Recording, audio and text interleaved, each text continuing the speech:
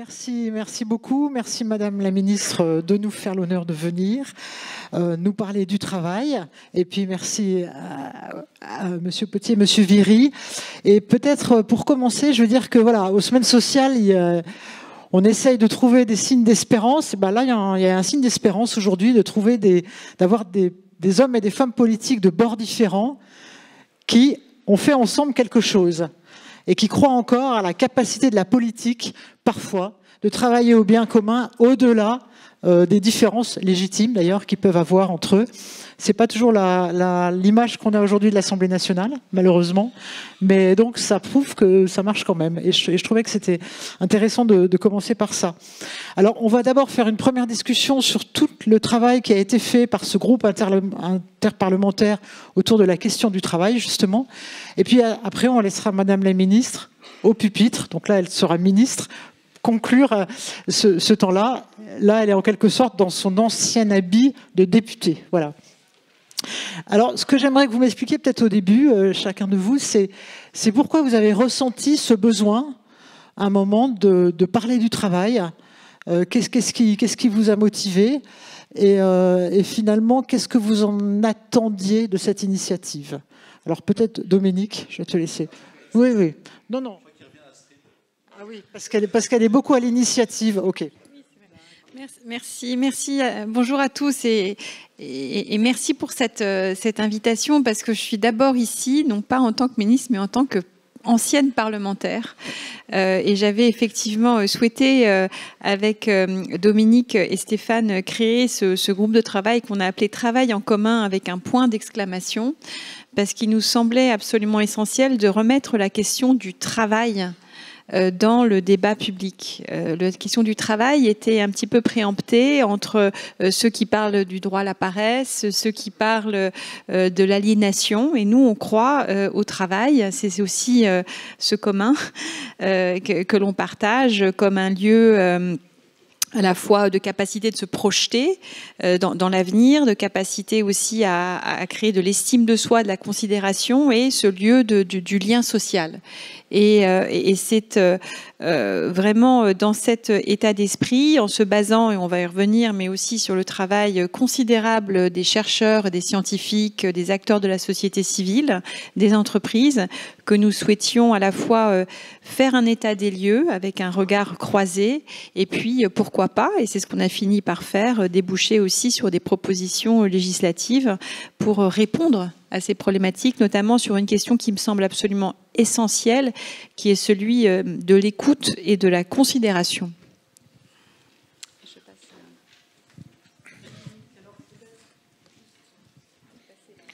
Oui. Donc pour dire, effectivement, vous étiez 3 et en fait, en tout, vous avez été une quarantaine, c'est ça, de parlementaires à vous voir toutes les semaines. Oui, qui peu ou prou ont participé à des réunions. On était plutôt une dizaine chaque jour, mais il y avait du passage.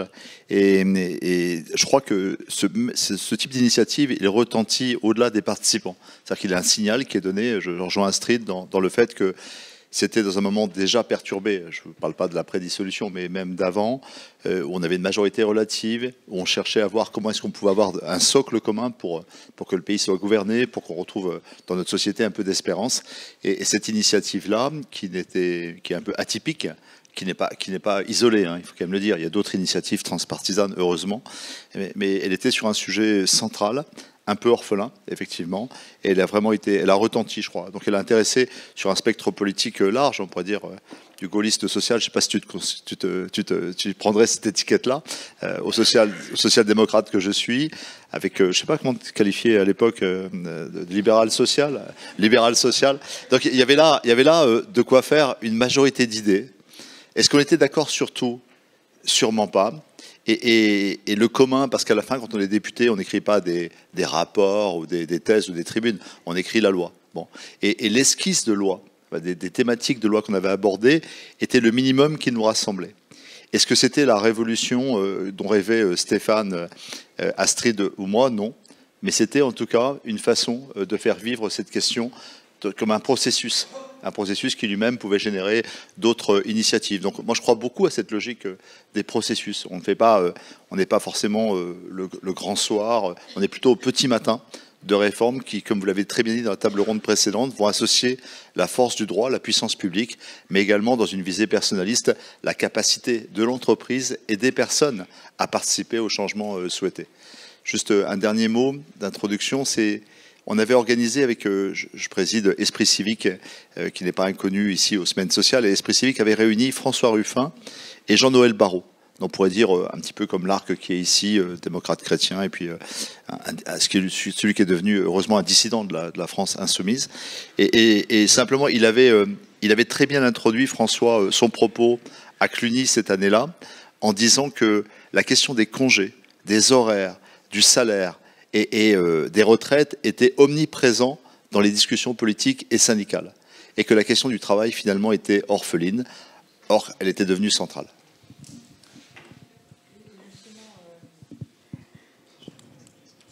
Stéphane Viry, donc, vous avez aussi été dans cette même initiative. Ça correspond aussi à ce que vous avez pu remarquer dans votre circonscription, c'est-à-dire qu'il y avait beaucoup de questions autour du travail qui sont posées par les Français de là où vous êtes. Bonjour à toutes et à tous. Bon, tout d'abord, je rejoins très largement les propos qui ont été tenus par Astrid et Dominique sur le contexte sorti de l'été 2023, où nous sommes dans cette Assemblée nationale très bruyante, dans lequel on ne trouve pas forcément, nous, notre chemin, mais avec l'idée, effectivement, peut-être de préfigurer une forme de stabilité du pays. Et on se dit qu'on a des convictions politiques différentes, on travaille dans des groupes différents, mais que probablement on peut se mettre d'accord, tout en conservant nos différences et nos appartenances politiques, on peut se mettre d'accord sur un chemin. Et je voudrais saluer, parce que c'est Astrid qui a pris l'initiative, mais chaque semaine, ce qui est assez conséquent dans un agenda parlementaire, chaque semaine, chaque mardi, on a conduit des auditions avec celles et ceux qui ont déjà très largement préempté la question du travail. Je salue notamment Sophie Thierry, qui a été la première à être auditionnée, pour comprendre véritablement ce qu'il en était. Donc un gros travail d'audition des penseurs, de toutes celles et ceux qui ont mis le sujet sur la table. On avait surtout l'idée, c'est important, de sortir du dogme de l'emploi pour le remettre sur la question du travail. En France, depuis 20 ans, on a eu comme cesse de mettre les gens au boulot, lutter contre le chômage, en faisant fi de ce qu'était le travail. Donc moi, je suis ravi que le curseur se soit un peu déplacé. Pour en revenir à votre question, moi, je sens profondément, et j'ai des Vosgiens dans la salle de ma circonscription, je sens profondément une frange de plus en plus massive de la population qui a envie qu'on sorte de ce fracas, de ce danger pour la cohésion sociale et pour la démocratie. On m'invite, depuis maintenant des mois, à travailler avec des autres. On m'invite à faire fi de mon appartenance politique. Est-ce que c'est du gaullisme social? Je ne sais pas, Dominique. En tout cas, moi j'ai été formé, enfin en tout cas j'ai été à l'écoute de Philippe Séguin dès mon plus jeune âge. Je pense que j'ai appris des choses de lui. Et je crois profondément que notre pays est en danger, que les crises sont multiples, qu'elles sont durables, et que l'histoire va nous juger.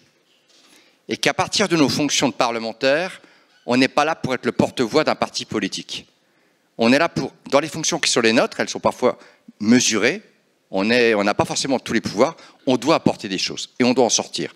Donc l'idée de préfigurer peut-être, pas une recomposition politique, on n'est pas là, mais une façon de gouverner pour amener de la stabilité et une base permettant de faire avancer des causes, notamment celle de la lutte contre l'exclusion, parce que pour ma part, je considère que le travail est un moyen de lutter contre l'exclusion, ça me paraissait aller de soi. Donc c'est la raison pour laquelle je m'y suis engagé avec beaucoup d'enthousiasme et vraiment j'en suis sorti en mois de mai lorsqu'on a fait nos premières restitutions avec le sentiment d'un beau challenge, la frustration de ne pas avoir pu le concrétiser en raison de la dissolution, mais désormais un nouveau challenge qui est de challenger Astrid puisqu'elle maintenant elle est en responsabilité ministérielle. Oui, alors on ne va pas la laisser parler tout de suite comme ministre. On va continuer à parler de cette initiative. Moi, j'ai regardé vos travaux, c'est intéressant, vous avez eu 15 auditions. Alors, des universitaires, des syndicalistes, des médecins, voilà. Donc, peut-être, il y a sûrement des différences entre vous, mais peut-être, qu'est-ce qui vous est apparu de commun assez rapidement, ou pas d'ailleurs, je ne sais pas, en écoutant...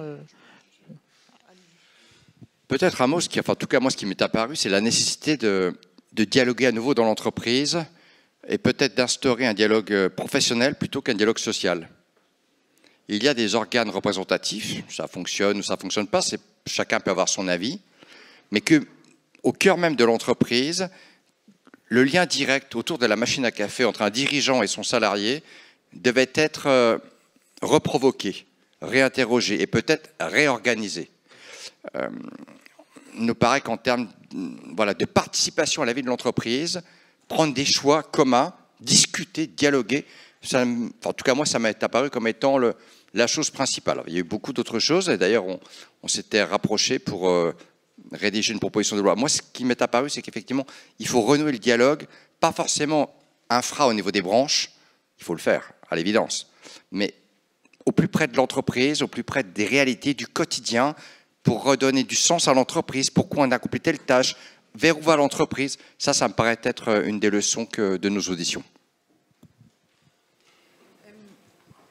Effectivement, la place du dialogue, de l'écoute, et ça a fait l'objet de notre proposition de loi, à la fois par cette surprise qui est que maintenant on a plus de la moitié des pays de l'Union européenne qui ont une participation des salariés dans les conseils d'administration des entreprises qui est beaucoup plus active et beaucoup plus importante que la nôtre. Il y a des progrès qui ont été faits dans la loi Pacte, mais on est aujourd'hui en retard sur cette question. Et puis, effectivement, le dialogue professionnel, notamment en réanimant quelque chose qui avait été un peu oublié dans les lois Auroux de 81, qui est la libre expression directe des salariés. Je pense que ça en fait vraiment partie, parce qu'on voit que dans les organisations qui sont plus performantes, c'est des organisations qui donnent plus d'autonomie aux salariés, notamment sur la question du temps, des plannings. Je vois sur les associations d'aide à domicile, par exemple. Et ça passe par du temps partagé où on peut discuter de ces sujets.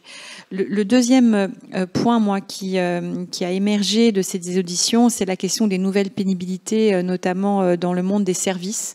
Nos ouvriers, nos nouveaux ouvriers, c'est aussi les caristes, les transporteurs, les aides à domicile, les caissières, avec des usures professionnelles du monde des services qu'on a su collectivement moins bien appréhender que celui de l'industrie, où il y a une vraie attention.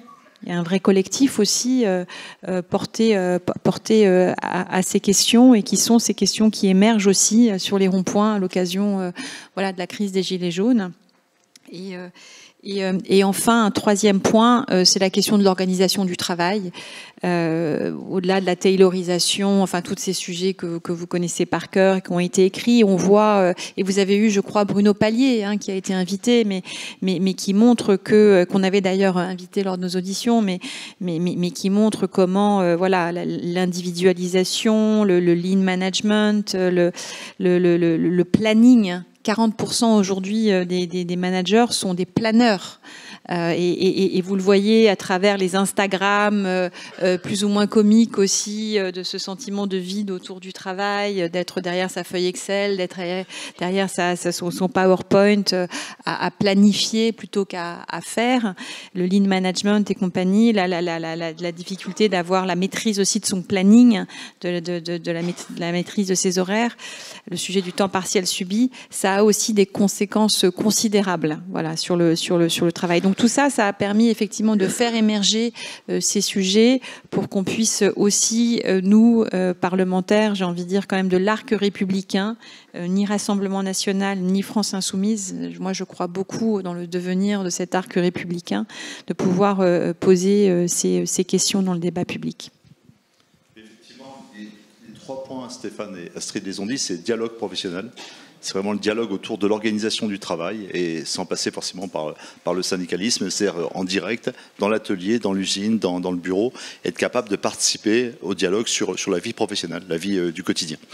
Deuxième élément, c'était, on l'a peut-être peu dit, c'est la question des comités de rémunération, où qu'on rendait systématique la participation des salariés dans ces comités, sous des formes qu'on laissait à préciser par décret, mais un renforcement des comités de rémunération, ça nous semble essentiel. Et puis un abaissement des seuils de la codétermination, mesure, je me permets de dire, très timide, hein, parce qu'on est à 2 salariés, on a baissé à 250. Bon, moi je fais partie d'un groupe qui dépose depuis des années l'idée d'une codétermination sur le modèle plutôt de l'Europe, du modèle rhénan, comme une puissance de fabrique ça veut dire quoi exactement? On est dans les grandes entreprises à moitié des salariés, moitié du conseil du board qui est constitué de salariés. Voilà, c'est ça. Alors on avait des propositions progressives avec dire un tiers, entre 500 et 1000, au-delà de 1000, etc. Bon. Puis on arrivait à 50% pour les plus de 1000. Voilà. Mais tout ça progressivement. Mais cette révolution-là, qui n'est pas faite, elle pèse, je crois, aujourd'hui dans le dialogue social. Pas seulement pour le partage de la rémunération, la part du capital et la part du travail et la répartition de la valeur du travail, elle pèse également pour le dialogue stratégique. Moi, je suis persuadé qu'on serait plus puissant si on était capable de faire des accords entre les parties, entre les détenteurs du capital et ceux qui sont ce que la CFDT appelle les parties constituantes de l'entreprise, que sont les salariés. Donc, je pense que c'est la petite révolution à venir. Elle ne coûte rien, simplement de la volonté politique. Mais elle est très importante. Parce qu'on parle de démocratie au travail, mais on parle de démocratie de manière fondamentale à travers la démocratie au travail. Moi, j'ai relu dans un texte que j'ai dû produire pour la revue Forum une des origines étymologiques du mot démocratie. Pour Mariette Darigrand, elle dit que c'est le partage de la terre qui serait l'origine de... Voilà. Donc la démocratie est fondée sur notre capacité à partager la ressource mère, la terre dans l'Antiquité, etc. Mais aujourd'hui essentiellement la valeur, donc la valeur, la richesse, quoi. Donc il n'y a pas de démocratie si elle ne vise pas à une répartition juste de la valeur, et l'entreprise sur ce point-là est terriblement en retard. Alors, surtout en France, c'est quelque chose qu'on a beaucoup rencontré dans ces 2 journées. Tout à l'heure, on nous a montré comment une coopérative espagnole pouvait vraiment beaucoup mieux aller vers plus de démocratie. Est-ce qu'il y a un problème de management en France, selon vous? En tout cas, des 15 auditions qu'on a conduites, il est ressorti effectivement la nécessité d'un nouveau politique managériale en France. Parce que la ressource humaine est de plus en plus rare. Il y a aussi cette donnée, c'est qu'avant, un dirigeant, il avait l'embarras du choix pour recruter des collaborateurs. Désormais, avec un taux de chômage qui est plus proche de 7 que de 10, même si Astrid, effectivement, ça devient un sujet, désormais, la ressource humaine redevient véritablement un capital humain sur lequel on doit, à mon avis, être bienveillant pour le fidéliser, pour peut-être lui redonner un nouvel enthousiasme, et on en revient au sens du travail. Donc, me semble-t-il, la relation, la subordination, mérite d'être réinterrogé. Et peut-être que le contrat de travail tel qu'il existe dans notre code depuis des années, qui place notamment la subordination comme un élément essentiel, devrait être peut-être revisité. Peut-être qu'on peut trouver un accord de volonté entre les parties, sans pour autant mettre la subordination au rang de l'aliénation tel qu'on peut le concevoir. La subordination, elle peut être plutôt de nature un peu interactive, participative. Me semble-t-il qu'on est encore un peu trop rigide sur le sujet-là. En tout cas, le management doit être revu. En grande partie, je ne stigmatise pas des pratiques managériales, mais on voit bien qu'on ne peut plus se comporter, notamment avec les jeunes qui ont une approche à l'égard du travail différente, on ne peut plus se comporter comme il y a une dizaine d'années. Tout va très vite. Beaucoup de sondages semblent montrer que les Français sont de moins en moins attachés à leur travail. Beaucoup d'entre eux ont envie de changer.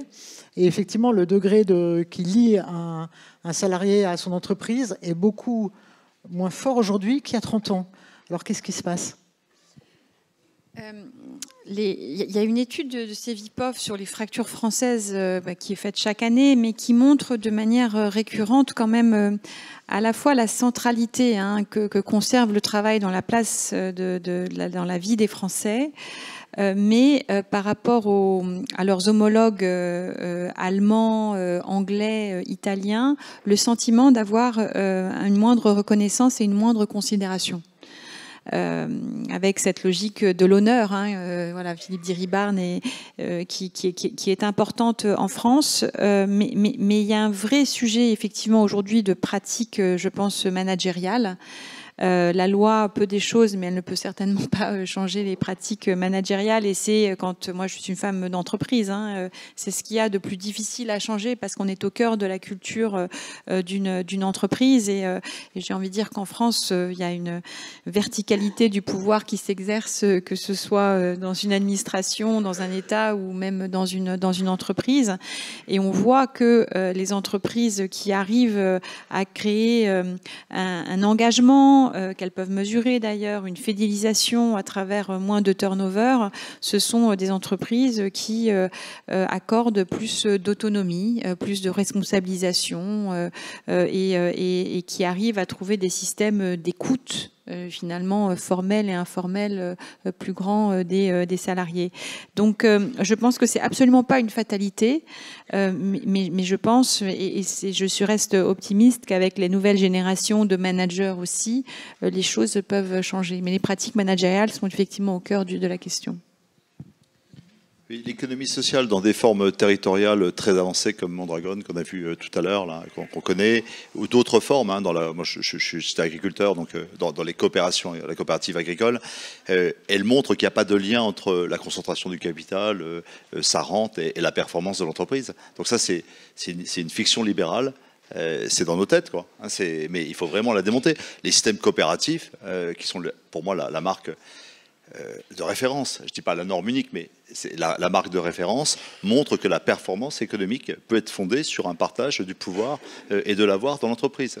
J'ai vécu toute ma vie professionnelle dans ce cadre-là. Je ne pense pas qu'on était moins performant que nos voisins parce qu'on était en coopérative et parce qu'on avait un salaire égal avec un écart de 1 à 1. Voilà, hein, on n'était pas moins performants que ceux qui sous-traitaient une partie de leur activité, faisaient de l'optimisation fiscale, etc. En bilan économique, social et environnemental, je suis persuadé que ce modèle coopératif, respectueux des limites planétaires, respectueux de la responsabilité sociale et environnementale, est tout à fait à une triple performance, ça j'en suis sûr. Et qu'il ne soit pas accessible par tous, et que ce soit un cheminement, ça je l'entends parfaitement. Le droit peut y aider, mais c'est aussi une révolution culturelle des salariés, des managers, etc. Et il y a un point qui est très important qui nous a réunis, c'est la conception, l'hyper-fragmentation du travail. Les mécanismes de sous-traitance qui sont en cascade, qui sont accélérés, enlèvent... Moi je crois que c'est important quand quelqu'un rentre chez lui le soir, dans sa famille, dans sa communauté, quelle qu'elle soit, son territoire, sa famille, il puisse dire ce qu'il a fait dans la journée. D'abord, c'est déjà une chance d'avoir un travail et de pouvoir raconter quelque chose le soir, de dire quelque chose de sa fatigue. Hein. Mais pour ceux qui ont un travail, il reste encore à pouvoir en dire le sens.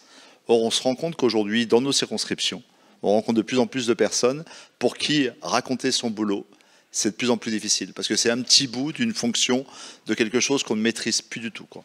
Redécouvrir le travail comme une œuvre et dire sa propre contribution à cette œuvre. Le sommet, c'est bien sûr ceux qui aujourd'hui achèvent la rénovation de Notre-Dame, quoi. Non, mais ça, c'est les chefs-d'œuvre. Mais pour tous les salariés, ça devrait être un commun, une ambition de la République, que chacun puisse dire à travers son travail à quelle œuvre il contribue, à quelle œuvre commune. Et cette œuvre-là, qui contribue à la dignité de la personne humaine, elle ne peut pas être dissociée désormais, à l'heure de l'Anthropocène, du respect d'une durabilité de notre planète et du respect universel du travail ailleurs. J'évoque évidemment la sous-traitance internationale, qui est une des formes de déformation du sens du travail dans notre société. Oui, sur laquelle il y a eu une initiative qui a été beaucoup poussée par les semaines sociales au niveau européen. Alors donc là, vous avez l'air tous d'accord, mais j'imagine quand même qu'il y a eu des moments où vous étiez sur des constats ou des envies différentes, il y avait quand même des choses sur lesquelles vous êtes un peu opposés. On n'a pas eu le temps de se fâcher. On n'a pas eu le temps de se fâcher. Si d'aventure, alors, notre idée, quand on a bossé ensemble de façon assez méthodique et structurée, il était triple. C'était le cas échéant pouvoir amender ensemble un projet de loi s'il se passait quelque chose en lien avec notre sujet. Bon, il n'y a pas eu tellement l'opportunité de le faire. Deuxièmement, c'était de rédiger des propositions de loi parce qu'on aurait fait le constat d'eux. Et ça, effectivement, sous la plume d'Astrid, on avait rédigé quelque chose qui a été éventé en raison de la dissolution. Et troisièmement, c'était d'apporter une contribution au débat sur le sujet. Non, je dois dire, on a fait consensus sur la question-là. Alors peut-être que, moi je vais mettre peut-être une pierre dans le jardin de Dominique, Moi, j'ai travaillé récemment sur la question de l'organisation du temps de travail et de la semaine en 4 jours ou de 4 jours. J'ai travaillé avec aucun préjugé parce que je ne savais pas, dans le cadre d'une mission d'information parlementaire. J'en déduis aujourd'hui qu'il ne faut pas de loi pour imposer ou pas ce modèle, mais que partout où c'était mis en place, globalement, ça a bien fonctionné. Parce que ça repose sur nos fondamentaux. Pour que ça fonctionne, il faut vraiment un accord de toutes les parties prenantes de l'entreprise, de la direction, mais aussi des salariés, sur la façon dont on va s'organiser. Donc ça revient sur le dialogue professionnel. On s'aperçoit deuxièmement que c'est accessible à toutes les entreprises, quelle que soit la taille et quel que soit le secteur d'activité. Ce n'est pas que le tertiaire, ça peut être l'industrie, ça peut être les travaux publics. Et dernière chose, on s'aperçoit également qu'en termes de performance économique, parce que l'entreprise elle a comme pour objet de s'équilibrer et de créer du profit, la question c'est qu'est-ce qu'on fait de ce profit, c'est que toutes ces expérimentations ne sont pas traduites par une baisse de la rentabilité ou de la performance économique. Donc là, peut-être qu'on pourrait discuter. Faut-il demander aux branches d'accélérer des discussions pour là où c'est possible d'y aller? Parce que la question, c'est certes l'économie, mais c'est aussi la société. On dégage 1 jour de libre par semaine. Qu'est-ce qu'on fait de ce jour vaqué? Est-ce que c'est un temps pour soi, pour la famille, pour l'engagement bénévole, pour l'engagement électif? Qu'est-ce qu'on fait? Et donc la question revient pour celles et ceux qui ont de la mémoire et des années 80, et François Mitterrand, le ministre du temps libre. Mais ça peut être un changement profond de l'organisation de notre société. Là, peut-être qu'on n'aura pas forcément la même, comment dirais-je, le même atterrissage sur que faire de ce jour vaqué. Surtout qu'on a le sentiment qu'aujourd'hui, le gouvernement, en tout cas, cherche plutôt à augmenter le nombre d'heures travaillées qu'à diminuer. Donc, c'est un peu différent. Vous allez y revenir. D'accord. Je vais y revenir lorsque j'aurai l'occasion d'en discuter. Mais je pense que, en fait, et c'est un sujet aussi que j'ai partagé avec Michel Barnier. Vous voyez, Michel Barnier et moi, on n'avait a priori pas de raison de pouvoir faire un chemin ensemble, d'autant plus qu'il avait été le président du comité de soutien de la députée sortante avec laquelle j'étais opposée en 2022. Mais en fait, on partageait cette conviction fondamentale, le Premier ministre et moi, comme ici avec Dominique et Stéphane, de la place et de l'importance du dialogue social. Voilà. Et du dialogue social, et que la loi ne peut pas tout faire, et que c'est aussi aux partenaires sociaux de pouvoir avoir leur mot à dire, parce qu'ils ont des choses à nous dire de la réalité du monde du travail, de la réalité du monde économique aujourd'hui, de ces contraintes, voilà, des contraintes qui pèsent sur les entreprises, mais aussi de la nécessité de donner du sens et de l'engagement au travail. C'est aussi pour ça que, parce que le Premier ministre accorde de l'importance au dialogue social, moi j'ai pu avancer on a pu avancer avec les partenaires sociaux sur 2 accords importants qui sont et la réforme de l'assurance chômage, qui aurait pu être extrêmement polarisante. Vous imaginez dans le contexte aujourd'hui de remonter des plans sociaux, si en plus il avait fallu avoir un nouveau front de confrontation avec les partenaires sociaux sur la question de l'assurance chômage, et puis également la question de l'assurance, également la question des seniors. C'est aussi pour cela que on a décidé, Michel Barnier et moi, et je pense que Stéphane et Dominique auraient été d'accord, de ne pas mettre la question de la suppression de l'allocation spéciale de solidarité, qui est une allocation qui aujourd'hui en fait concerne essentiellement les travailleurs âgés de notre pays, qui font le pont entre chômage de fin de droit et retraite, et qui aurait fait augmenter le taux de pauvreté de 0,15 points en supprimant cette allocation. Voilà, c'est aussi le sentiment partagé que tout le monde a un rôle à jouer, et qu'une société n'a jamais à bénéficier de mettre durablement des gens loin de du chemin et de la route. Donc, je pense qu'il y a d'abord fondamentalement des convictions d'entrée qui sont partagées et qui permettent de faire un bout de chemin ensemble. Mais ces convictions ne sont pas partagées par tout le monde. Et pour d'autres raisons, le dialogue social peut être vu comme prenant du temps, ah, mais finalement, il n'y a pas une telle représentativité, etc., etc. L'allocation spéciale de solidarité, ah bah oui, mais c'est l'assistanat. Vous voyez ce que je veux dire? Donc il y a d'abord des postulats de base et qui, je pense, sont beaucoup plus partagés qu'on ne le croit, notamment sur la question sociale, notamment sur la question de l'inclusion, qui peuvent nous permettre, au-delà des postures, de pouvoir avancer. Je voulais juste, est-ce qu'il y a des questions en fait, parce que non, il n'y a pas de questions, c'est ça, pour ça, j'étais un peu étonné. Ok. Oui, on essaye de faire un peu de controverse quand même pour animer le débat, mais c'est même pas une pierre dans mon jardin. Moi, j'ai fait campagne en 2012, les lois Aubry étaient encore un peu prégnantes, il y avait encore un souvenir des lois Aubry, un peu vif, et je disais toujours, par rapport aux 39 heures, je disais 35 heures de travail pour soi avec les autres, et 4 heures pour les autres, avec les autres, hein, d'engagement civique, etc. J'ai vraiment une vision que ce temps libre doit être un temps citoyen, un temps pour refaire société.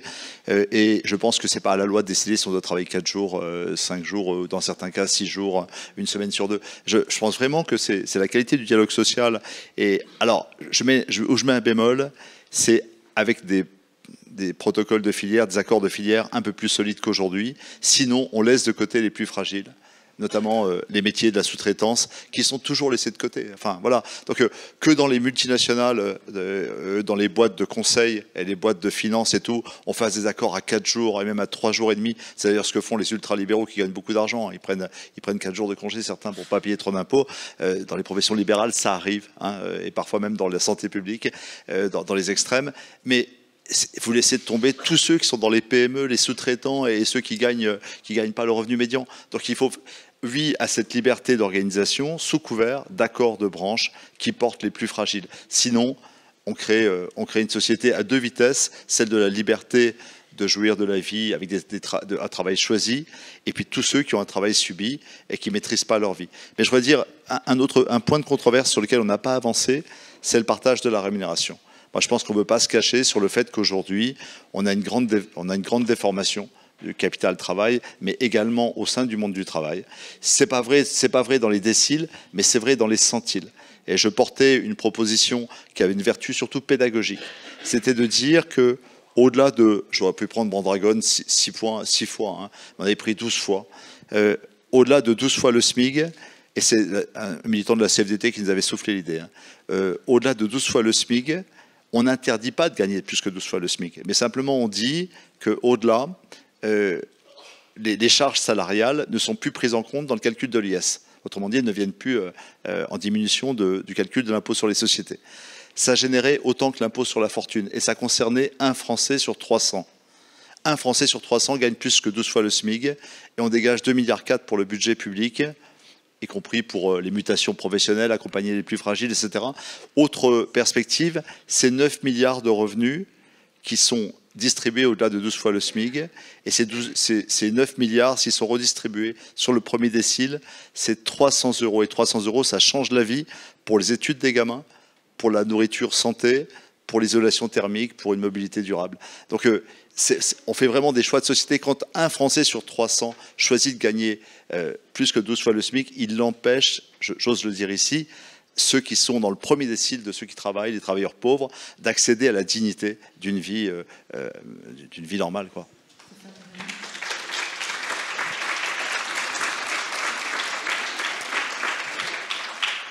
On aurait peut-être, parce qu'on cherche des points de divergence, hein, on aurait peut-être, alors on ne va pas se fâcher chez vous, mais on aurait peut-être pu avoir, in fine, pour traduire des choses, peut-être une différence d'appréciation. Moi, je revendique que je suis un mec de droite. Ma droite, je la trouve néanmoins plutôt ouverte et plutôt sociale. J'ai peut-être quand même un prisme de lecture de l'économie où la place du capital, les notions de compétitivité, de rentabilité sont assez prégnantes. On peut effectivement réécrire toutes les histoires, on peut redistribuer, mais avant, il faut quand même s'assurer que nos entreprises sont en état de fonctionner, qu'elles dégagent ce qu'il faut pour permettre de plein de choses. Donc peut-être que sur les modes d'atterrissage, avec Dominique, on aurait pu avoir peut-être, probablement, On n'aurait peut-être pas écrit les choses de la même façon. Mais sur la piste que vient d'ouvrir Dominique, moi, ça ne me choque pas. Voilà, je ne suis pas scandalisé à l'idée, effectivement, qu'on transforme les choses. Et n'oublions pas, et j'en finirai par là, parce que le temps passe, et puis Astrid va devoir s'exprimer, que n'oublions pas que le travail en France finance la protection sociale. N'oublions pas que tout ce système est financé, alors de moins en moins, et ça peut poser question, par de la cotisation sociale sur le travail.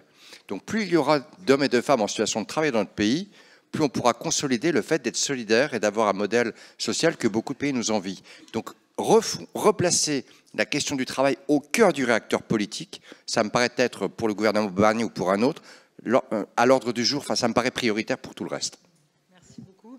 Une phrase. Alors, une phrase qui sera une petite une interpellation à la ministre, parce qu'on va maintenant quitter la collègue députée et amie pour retrouver une ministre. Et je vais me permettre une interpellation, parce que le travail ne peut pas être dissocié de toute la réflexion sur l'entreprise qui a été portée par les Bernardins, repris par Sénat, etc. Bon. Donc il faut repenser l'entreprise. Et l'entreprise aujourd'hui est là, et on ne peut pas penser la France en dehors de l'Europe. Bon. Et il y a deux directives qui disent quelque chose de l'entreprise très fortement. C'est la directive CSRD qui dit que le reporting extra-financier, c'est une nouvelle comptabilité sociale et environnementale de l'entreprise qui va être une norme européenne. Et puis il y a une autre directive qui est sortie il y a 1 an et qui dit qu'on n'a pas le droit de faire n'importe quoi avec nos sous-traitants ou nos filiales, qu'on est responsable, c'est la loi devoir de vigilance. Et ces deux directives-là sont fortement attaquées aujourd'hui. Et même les propos du Premier ministre ont dit qu'il faut faire une pause sur ces directives qui sont des boulets pour l'économie française et européenne. Moi, je pense au contraire qu'elles sont leur chance dans la compétition mondiale, face à la Chine, face à l'Amérique. Elles sont la manière pour nous d'afficher un ethos européen et de redire une vraie compétitivité. Voilà. Merci.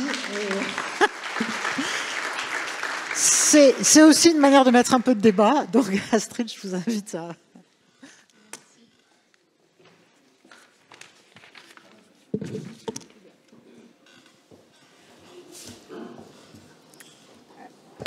Madame la Présidente, chère Isabelle de Golemin, messieurs les députés, j'ai envie de dire chers amis, chère Isabelle Thierry, je ne vous avais pas vu, je suis très heureuse que vous soyez là, et mesdames et messieurs, moi je me présente devant vous ce matin sous l'amicale pression de Dominique Potier. Par respect pour le travail que nous venons d'évoquer tous les trois, par respect pour ce travail transpartisan réalisé en commun, je me devais de venir. J'avais manqué un premier rendez-vous à Cluny dans les derniers jours de septembre et j'ai droit à une deuxième chance. Je la saisis donc aujourd'hui et je la saisis avec d'autant plus d'enthousiasme qu'elle me donne l'occasion de m'exprimer lors de cette rencontre des semaines sociales. La 98e, et de son côté, le ministère du Travail a 118 ans. Il a été créé en 1906. Et votre mouvement, comme l'institution que je représente, aujourd'hui ont traversé le siècle. Et ce nombre impressionnant pousse à l'humilité et nous invite à inscrire nos pas dans ceux de nos prédécesseurs. Je saisis également cette chance de m'exprimer devant vous parce que des amis, et des amis proches, ont fait une partie de leur éducation avec les semaines sociales, notamment à Lyon. Et mon parcours personnel est différent, mais je mesure tout ce que le catholicisme social, puis la démocratie chrétienne ont apporté à notre pays, leur contribution aux évolutions de la société. Je mesure le rôle que joue depuis 100 ans votre mouvement, qui contribue à la vitalité de la pensée sociale chrétienne, qui fait réfléchir, qui organise des rencontres, édite, publie, un mouvement qui est un moteur d'engagement dans la cité, souvent pour les autres et toujours pour le bien commun. Depuis hier, plusieurs centaines de personnes débattent et réfléchissent, guidées par une question faussement simple: pourquoi allons-nous travailler ? Et moi, j'apprécie beaucoup cette formule, moins angoissante et en tout cas moins écrasante que « pourquoi travaillons-nous » ? Et ce verbe « aller » donne du mouvement, donne de la chair. Et il me fait penser à la distinction que nous a léguée Hannah Arendt, travail, œuvre, action. J'imagine que ça a été cité aussi dans les débats. Elle distinguait la dimension répétitive et nécessaire du travail, pour une nécessité biologique et vitale, celui auquel nous nous rendons tous les jours, celui auquel nous devons aller. L'œuvre aussi, parce qu'en travaillant, nous construisons et nous contribuons à quelque chose de durable qui nous dépasse et qui nous prolonge. Et enfin, l'action, parce que nous travaillons rarement seuls, nous le faisons à plusieurs. Nous nous inscrivons dans des collectifs de travail, nous parlons, nous échangeons et nous créons en chemin. Et donc, vous avez mobilisé des chercheurs, des acteurs, des experts, des témoins pour répondre à cette question, pas plus tard que ce matin. Et je ne vais pas prétendre leur faire concurrence, mais je vais répondre à cette question qui est que, en tant que ministre du Travail, pourquoi moi je vais au travail? Et en partageant avec vous 5 convictions. Convictions générales et convictions qui vont aller de plus en plus vers la question de mes responsabilités en tant que ministre du Travail. Ma première conviction qui fait que je vais au travail tous les matins en tant que ministre du Travail, et qui est le moteur de mon engagement politique et qui est qui est aussi le moteur de l'engagement politique de 2 hommes comme Stéphane et Dominique, c'est que chacun, par sa singularité, par son humanité, a quelque chose à apporter au monde. Et tout le monde est nécessaire et il y a une place pour chacun. Et le travail joue un rôle absolument central et essentiel dans cette contribution. Par sa fonction vitale, biologique, comme le rappelait Hannah Arendt, bien sûr, mais aussi parce qu'il est créateur d'estime de soi, de confiance en soi, de reconnaissance et de considération, et parce qu'il est le créateur du lien social, en ce que le travail contribue aussi à nous relier au monde. Et en ce sens, le travail fait partie de ces milieux naturels dont parlait la philosophe Simone Veil, et il me plaît de parler de Simone Veil aussi à l'occasion de ces semaines sociales, qui disait, et je la cite, « L'âme humaine a besoin par-dessus tout d'être enracinée dans plusieurs milieux naturels et de communiquer avec l'univers à travers eux. » Et le travail fait partie de ces milieux naturels. Et c'est toute la force d'une Simone Veil, d'une Hannah Arendt, d'aller bien au-delà des marxistes et des libéraux quand elles parlent de travail. Ce n'est pas que le lieu de la production, de la consommation et du monétaire, c'est aussi le lieu de l'estime de soi, de la considération et du lien social. Et donc moi, en tant que ministre du Travail, je veux toujours ne jamais oublier les fondamentaux de la vie décente. Et je pense que la décence, que ce soit sur la question du travail, que ce soit sur la question de la politique, est une valeur qui gagne à être plus connue et plus portée.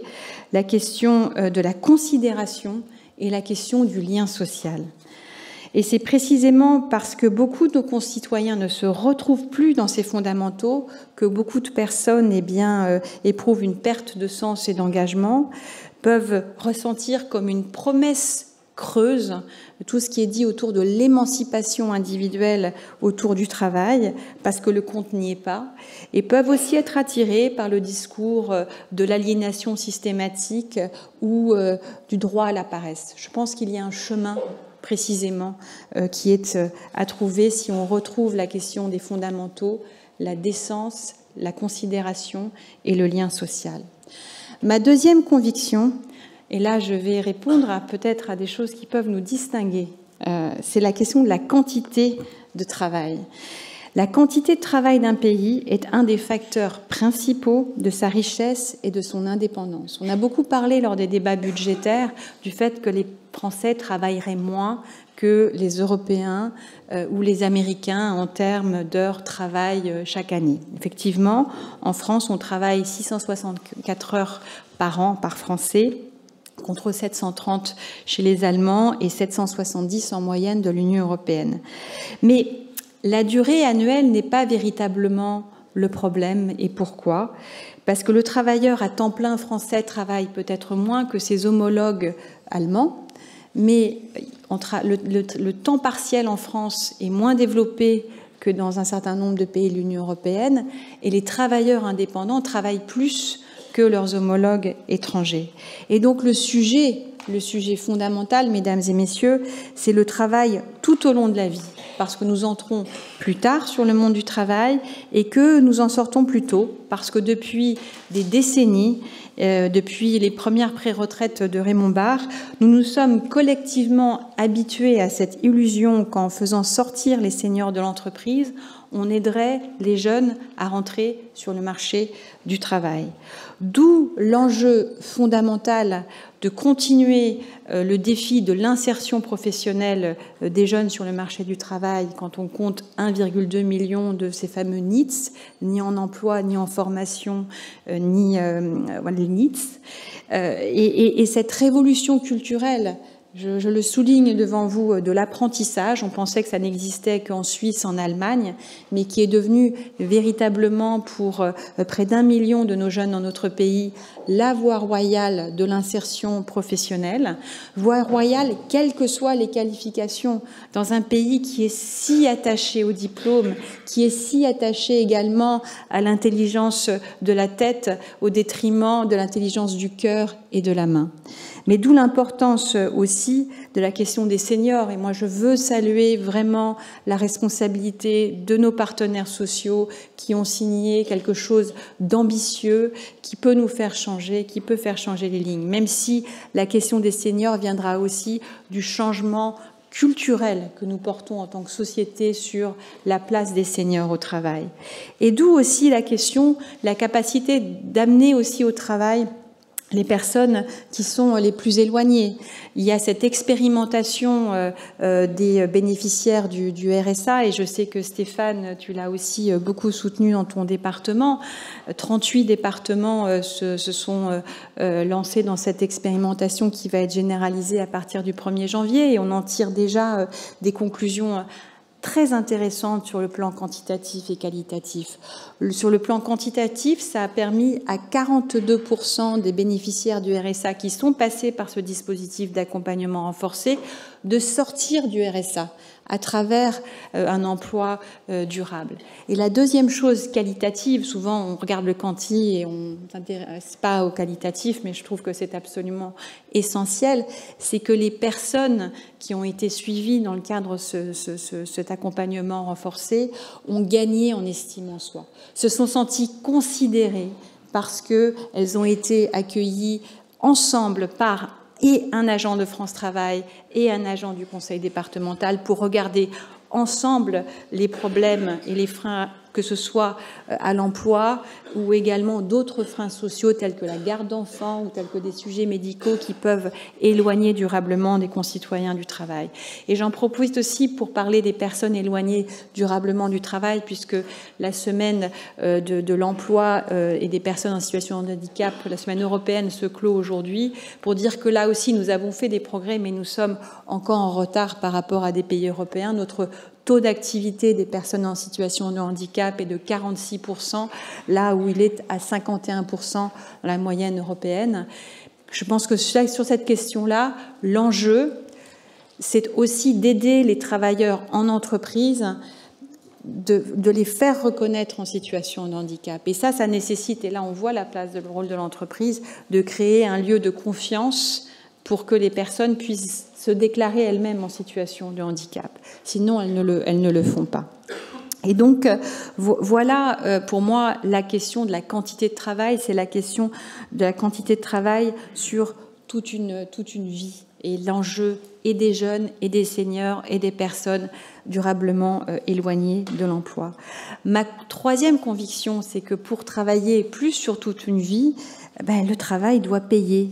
Et que moi, je suis très, très heureuse aujourd'hui que Antoine Fouché, dans son livre, qui a sans doute dû être évoqué aujourd'hui, « Sortir du travail qui ne paye plus », est à sa 4e réédition.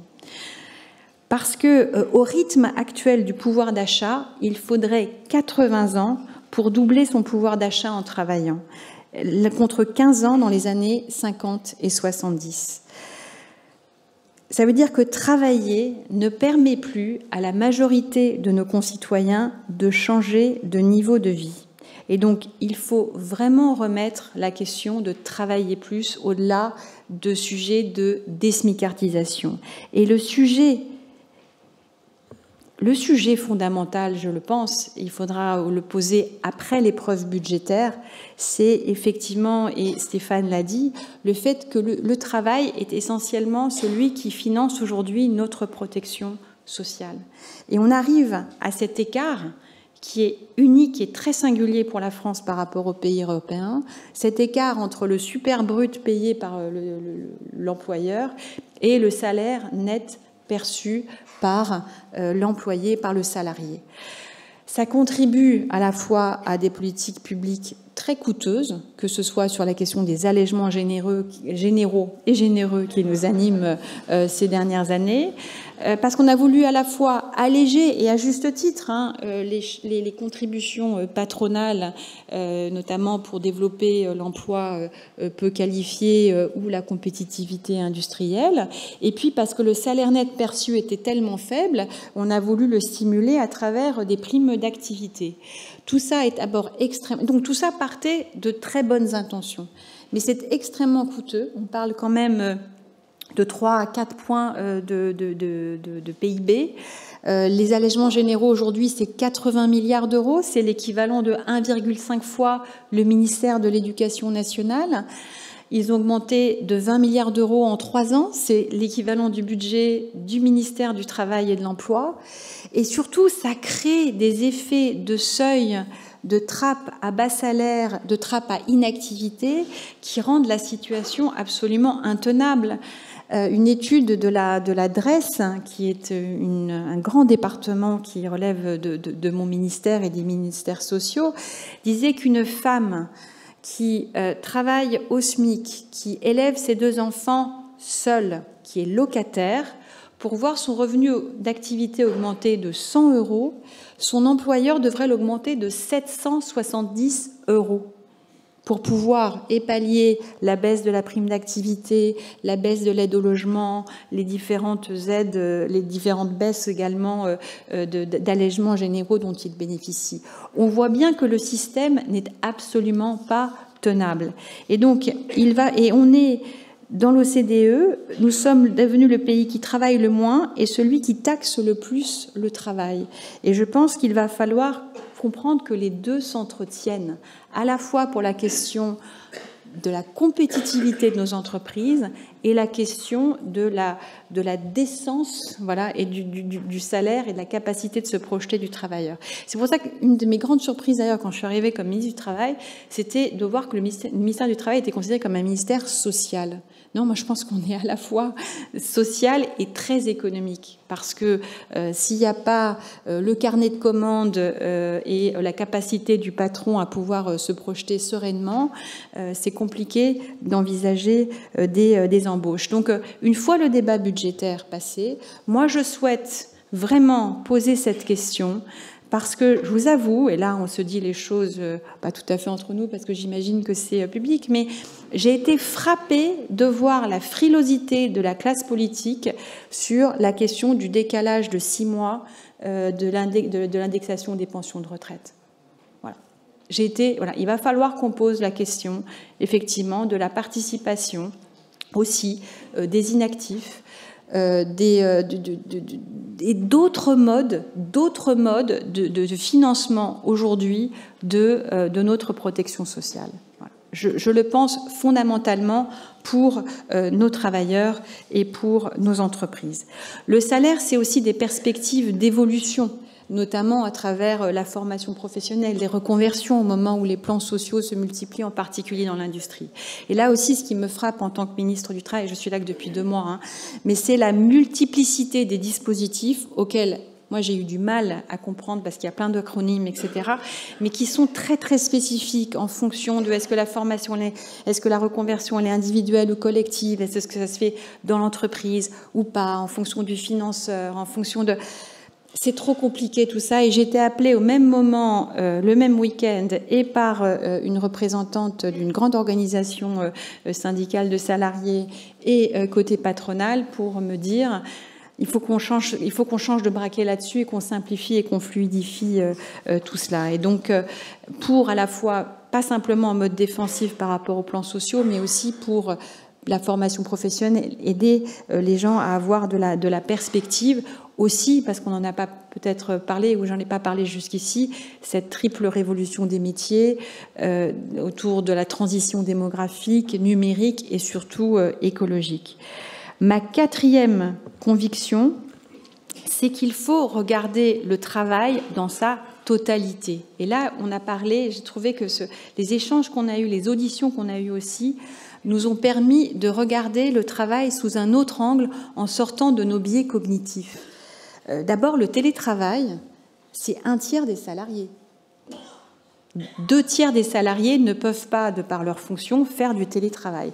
Donc je comprends que c'est une vraie révolution, voilà, notamment dans la fin de l'unicité du lieu et du temps, mais ça concerne 1/3 de nos salariés aujourd'hui.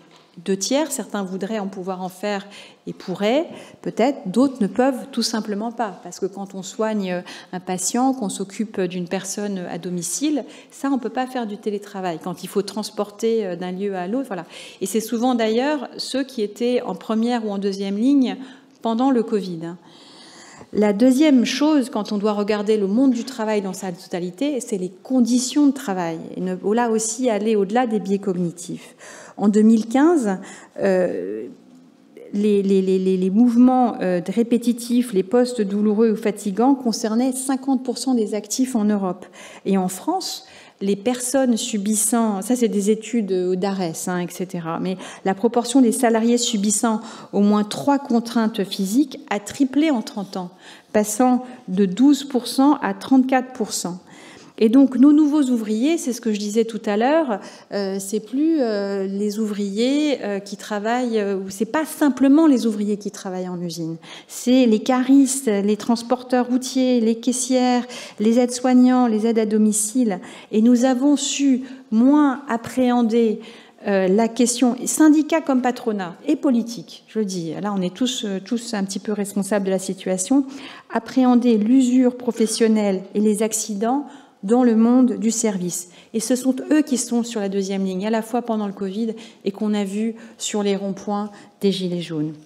Et donc, à un moment donné, nous devons collectivement travailler sur aussi, parce que l'usure professionnelle, sur les questions des inaptitudes professionnelles.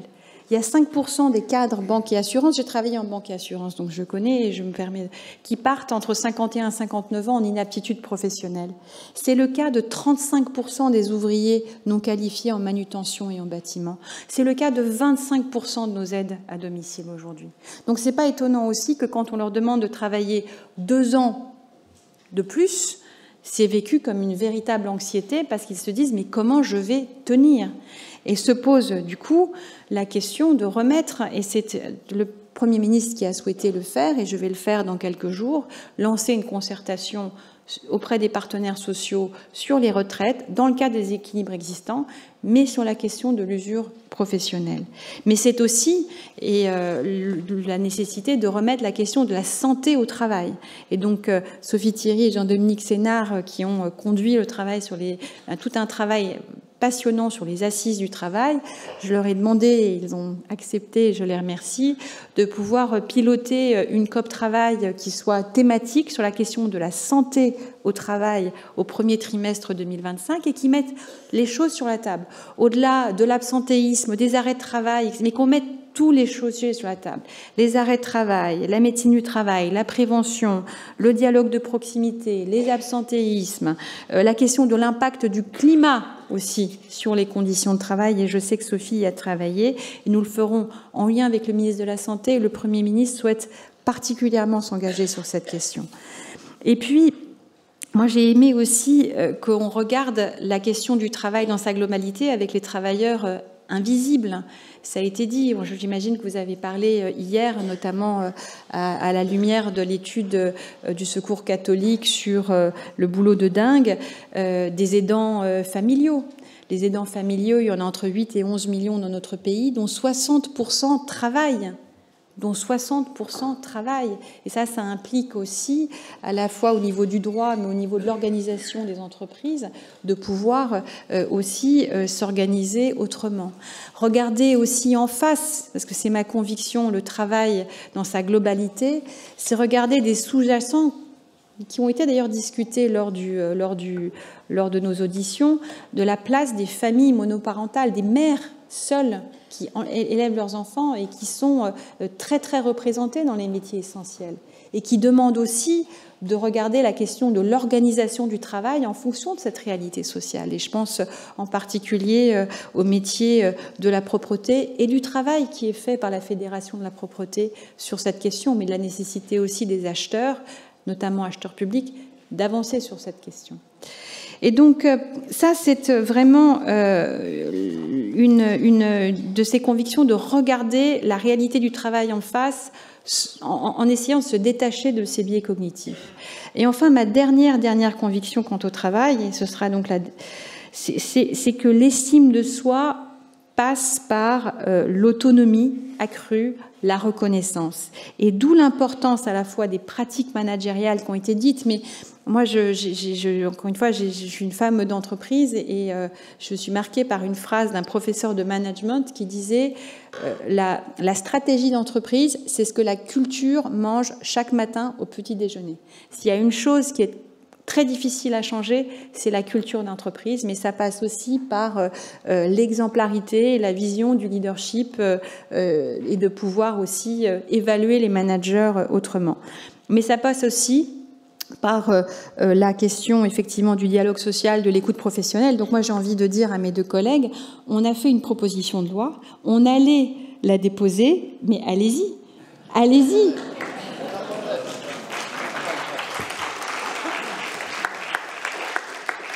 Allez-y, allez-y pour mieux représenter les salariés dans les conseils d'administration et les comités de rémunération.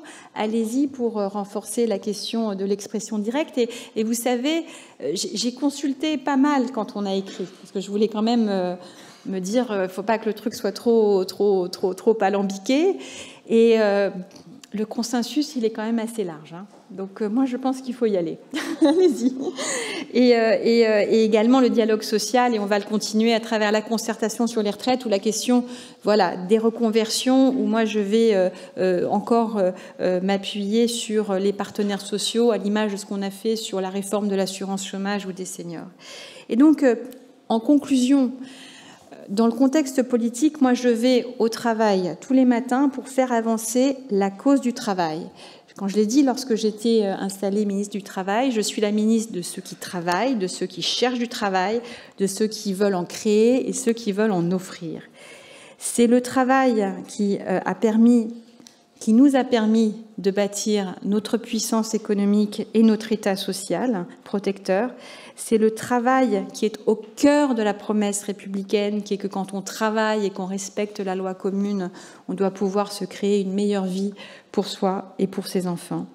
Et la meilleure part de nous-mêmes, est celle qui crée, qui ajoute et qui relie, celle qui laisse une trace et celle qui montre le chemin. Et donc c'est pour cela que moi je vais au travail tous les matins. Merci.